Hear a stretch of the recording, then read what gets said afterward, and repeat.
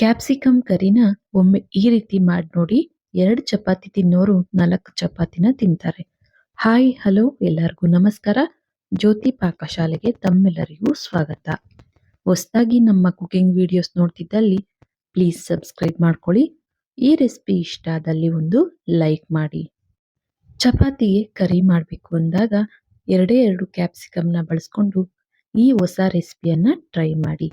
2 ಚಪಾತಿ ತಿನ್ನೋರು 4 ಚಪಾತಿನ ತಿಂತಾರೆ. ತುಂಬಾನೇ ಸಿಂಪಲ್ ಆಗಿ ಮಾಡ್ಕೊಳ್ಬೋದು. ತುಂಬಾನೇ ರುಚಿಯಾಗಿರುತ್ತೆ. ಬನ್ನಿ ಈ ಸಿಂಪಲ್ ಆದಂತಹ ಟೇಸ್ಟಿಯಾಗಿರುವಂತಹ ಈ ಕ್ಯಾಪ್ಸಿಕಮ್ ಕರಿನ ಯಾವ ರೀತಿ ಮಾಡೋದು ಅಂತ ನೋಡೋಣ. ಮೊದಲಿಗೆ ನಾನಿಲ್ಲಿ ಗ್ಯಾಸ್ ಮೇಲೆ ಬಾಣಲೆನ ಇಟ್ಟು ಗ್ಯಾಸ್ ಹಚ್ಕೊಳ್ತೇನೆ. ಈ ಬಾಣಲೆಗೆ 1 ಹಿಡಿ ಆಗುವಷ್ಟು ಕಡಲೆ ಬೀಜನ ಹಾಕೊಳ್ತಾ ಇದ್ದೇನೆ. ಕಡಲೆ ಬೀಜನ ಲೋ ಫ್ಲೇಮಲ್ಲೇ ಚೆನ್ನಾಗಿ ಇವನ್ನ ಫ್ರೈ ಮಾಡ್ಕೋಬೇಕಾಗುತ್ತೆ. ಈ ಕಡಲೆ ಬೀಜ ಚೆನ್ನಾಗಿ ಕ್ರಿಸ್ಪಿ ಆಗೋವರೆಗೂ ಇದೇ ರೀತಿ ಲೋ ಫ್ಲೇಮಲ್ಲೇ ಫ್ರೈ ಮಾಡ್ಕೊಳ್ಬೇಕು. ನೋಡಿ, ಕಡಲೆ ಬೀಜ ಚೆನ್ನಾಗಿ ಫ್ರೈ ಆಗಿದ್ದಾವೆ.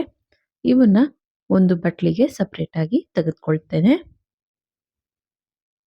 ಗ್ಯಾಸ್ ಅನ್ನು ಆಫ್ ಮಾಡಿ ಈ ಕಡಲೆ ಬೀಜ ಫುಲ್ ತಣ್ಣಗಾದ ನಂತರ ಮಿಕ್ಸಿ ಜಾರಿಗೆ ಹಾಕಿ ಇವನ್ನ ತರಿಯಾಗಿ ಪೌಡರ್ ಮಾಡ್ಕೋಬೇಕಾಗುತ್ತೆ. ಜಾಸ್ತಿ ನುಣ್ಣಗೆ ರುಬ್ತೇನೆ ನೋಡ್ಬೋದು. ಈ ಹದಕ್ಕೆ ನಾವು ಪುಡಿನ ಮಾಡ್ಕೊಳ್ಬೇಕು. ಈಗ ಈ ಪುಡಿನ ಸೈಡ್ಗೆ ತೆಗೆದಿಡ್ತೇನೆ. ನಂತರ ಒಂದು ಈ ರೀತಿ ಅಗಲವಾದಂತಹ ಬಟ್ಲಿಗೆ 2 ಕ್ಯಾಪ್ಸಿಕಮ್ ಅನ್ನ ನಾನಿಲ್ಲಿ ದಪ್ಪ ಗಾತ್ರದ 2 ಕ್ಯಾಪ್ಸಿಕಮ್ ಅನ್ನ ಈ ರೀತಿ ಸಣ್ಣಕ್ಕೆ ಉದ್ದಕ್ಕೆ ಕಟ್ ಮಾಡಿರೋದನ್ನ ಹಾಕೊಳ್ತಾ ಇದ್ದೇನೆ. ಅನಂತರ 2 ಮೀಡಿಯಂ ಗಾತ್ರದ ಈರುಳ್ಳಿನೂ ಸಹ ಉದ್ದಕ್ಕೆ ಕಟ್ ಮಾಡಿರೋದನ್ನ ಹಾಕೊಳ್ತೇನೆ. ಅನಂತರ ಪುಡಿ ಮಾಡಿರುವಂತಹ ಕಡಲೆ ಬೀಜದ ಮಿಶ್ರಣ, ಹಾಗೇನೆ ಇದಕ್ಕೆ ಒಂದು ಅರ್ಧ ಟೀ ಸ್ಪೂನ್ ಆಗುವಷ್ಟು ನೋಡಿ, ಈ ರೀತಿ ಒಂದು ಅರ್ಧ ಟೀ ಸ್ಪೂನ್ ಆಗುವಷ್ಟು ಕಸ್ತೂರಿ ಮೇಥಿನ ಈ ರೀತಿ ಕ್ರಷ್ ಮಾಡಿ ಇದಕ್ಕೆ ಹಾಕೊಳ್ತಾ ಇದ್ದೇನೆ. ಅನಂತರ ಒಂದು ದೊಡ್ಡ ಸ್ಪೂನ್ ಆಗುವಷ್ಟು ಅಂದ್ರೆ 1 ಟೇಬಲ್ ಸ್ಪೂನ್ ಆಗುವಷ್ಟು ಅಚ್ಕಾರದ ಪುಡಿ ಅಂದ್ರೆ ಒಣ ಮೆಣಸಿನಕಾಯಿ ಪುಡಿ, ಅನಂತರ 1/4 ಟೀ ಸ್ಪೂನ್ ಆಗುವಷ್ಟು ಅರಿಶಿನ, ಹಾಗೇನೆ ಈ ಕರಿಗೆ ಆಗುವಷ್ಟು ರುಚಿಗೆ ತಕ್ಕಷ್ಟು ಉಪ್ಪನ್ನ ನಾನಿಲ್ಲಿ ಹಾಕೊಳ್ತಾ ಇದ್ದೇನೆ. ಅನಂತರ ಸಣ್ಣದಾಗಿ ಕಟ್ ಮಾಡಿರುವಂತಹ ಸ್ವಲ್ಪ ಕೊತ್ತಂಬರಿ ಸೊಪ್ಪನ್ನ ಸೇರಿಸಿ ಇವೆಲ್ಲವನ್ನ ಚೆನ್ನಾಗಿ ಮಿಕ್ಸ್ ಮಾಡ್ಕೊಳ್ಳೋಣ. ಹೆಚ್ಚಾಗಿ ಮಸಾಲೆ ಬಳಸ್ತೇನೆ. ತುಂಬಾನೇ ಸಿಂಪಲ್ ಆಗಿ ಈ ರೆಸಿಪಿನ ಮಾಡ್ಕೊಳ್ಬಹುದು. ಹೆಚ್ಚು ಮಸಾಲೆ ಕರಿ ಇಷ್ಟ ಆಗಲ್ಲ ಅನ್ನೋಂಥವ್ರು ಈ ರೆಸಿಪಿನ ಟ್ರೈ ಮಾಡ್ಬೋದು. ತುಂಬಾನೇ ಟೇಸ್ಟಿಯಾಗಿರುತ್ತೆ. ಹೆಚ್ಚು ಮಸಾಲೆನ ಬಳಸ್ತೇನೆ. ತುಂಬಾನೇ ಸಿಂಪಲ್ ಆಗಿ ಮಾಡ್ಕೊಳ್ಬಹುದು. ಚೆನ್ನಾಗಿ ಕಲಸಿಟ್ಟ ನಂತರ ಇದನ್ನ ಒಂದು 15ರಿಂದ 20 ನಿಮಿಷ ಹಾಗೇನೆ ಇಡ್ತೇನೆ. ಅನಂತರ ಗ್ಯಾಸ್ ಮೇಲೆ ಬಾಣಲೆನ ಇಟ್ಟು ಗ್ಯಾಸ್ ಹಚ್ಕೊಳ್ತೇನೆ. ಈ ಬಾಣಲೆಗೆ ಸ್ವಲ್ಪ ಎಣ್ಣೆನ ಹಾಕಿ ಎಣ್ಣೆ ಲೈಟ್ ಆಗಿ ಬಿಸಿಯಾಗಿದ್ದೇನೆ.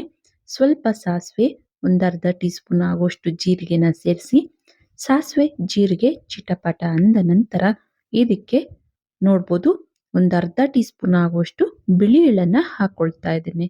ಗ್ಯಾಸನ್ನ ಲೋ ಫ್ಲೇಮಲ್ಲಿ ಇಟ್ಟು ಬಿಳಿ ಎಳ್ಳನ್ನ ಸೇರಿಸಿ ಸ್ವಲ್ಪ ಇವು ಫ್ರೈ ಆಗಿದ್ದೇನೆ. ಇದಕ್ಕೆ 1 ಗಡ್ಡೆ ಆಗುವಷ್ಟು ಬೆಳ್ಳುಳ್ಳಿನ ಈ ರೀತಿ ಜಜ್ಜಿ ಹಾಕೊಳ್ತಾ ಇದ್ದೇನೆ.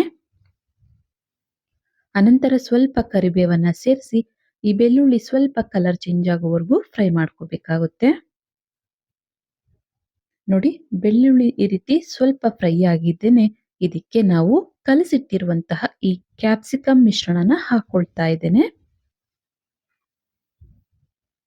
ಒಗ್ಗರಣೆಗೆ ಈ ಕ್ಯಾಪ್ಸಿಕಮ್ ಮಿಶ್ರಣನ ಸೇರಿಸಿ ಚೆನ್ನಾಗಿ ಇದನ್ನ ಮಿಕ್ಸ್ ಮಾಡ್ಕೊಳ್ಳೋಣ. ಒಗ್ಗರಣೆ ಹಾಗೂ ಈ ಕ್ಯಾಪ್ಸಿಕಮ್ ಈರುಳ್ಳಿ ಎಲ್ಲ ಮಿಕ್ಸ್ ಆಗೋ ರೀತಿ ಈ ರೀತಿ ಮಿಕ್ಸ್ ಮಾಡ್ಕೊಳ್ಬೇಕಾಗುತ್ತೆ. ಚೆನ್ನಾಗಿ ಮಿಕ್ಸ್ ಮಾಡಿದ ನಂತರ ಲಿಡ್ ಅನ್ನ ಕ್ಲೋಸ್ ಮಾಡಿ ಲೋ ಟು ಮೀಡಿಯಂ ಉರಿಲಿ ಇದನ್ನ ಚೆನ್ನಾಗಿ 1-2 ನಿಮಿಷಗಳ ಕಾಲ ಫ್ರೈ ಮಾಡ್ಕೊಳ್ಬೇಕಾಗುತ್ತೆ.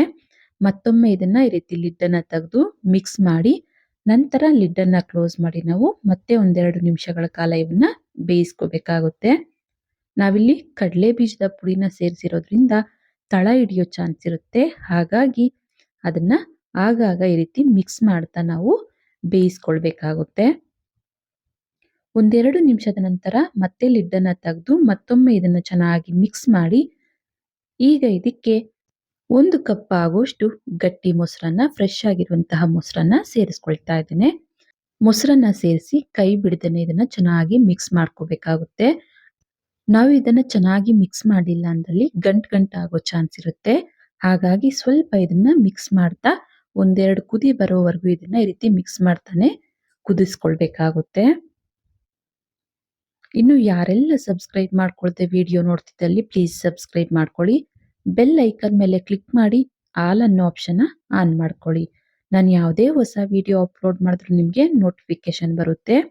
ಚೆನ್ನಾಗಿ ಮಿಕ್ಸ್ ಮಾಡಿ ಲಿಡ್ಡನ್ನು ಕ್ಲೋಸ್ ಮಾಡಿ ಮತ್ತೆ ಒಂದೆರಡು ನಿಮಿಷಗಳ ಕಾಲ ಇದನ್ನ ಕುದಿಸ್ಕೊಳ್ತೇನೆ. ನೋಡ್ಬೋದು ಸೈಡಲ್ಲೆಲ್ಲ ಎಣ್ಣೆ ಬಿಟ್ಕೊಂಡಿದೆ. ಈ ರೀತಿ ಕ್ಯಾಪ್ಸಿಕಮ್ ಹಾಗೂ ಈರುಳ್ಳಿ ಒಂದು ಮುಕ್ಕಾಲು ಭಾಗದಷ್ಟು ಬೆಂದ್ರೆ ಸಾಕು. ಜಾಸ್ತಿ ಹೊತ್ತು ಬೇಯಿಸೋ ಅವಶ್ಯಕತೆ ಇಲ್ಲ. ಸ್ವಲ್ಪ ಈ ಕ್ಯಾಪ್ಸಿಕಮ್ ಹಾಗೂ ಈರುಳ್ಳಿ ಹಸಿಯಾಗೆ ಇದ್ರೇನೆ ಈ ಕರಿ ತುಂಬಾನೇ ಟೇಸ್ಟಿಯಾಗಿರುತ್ತೆ.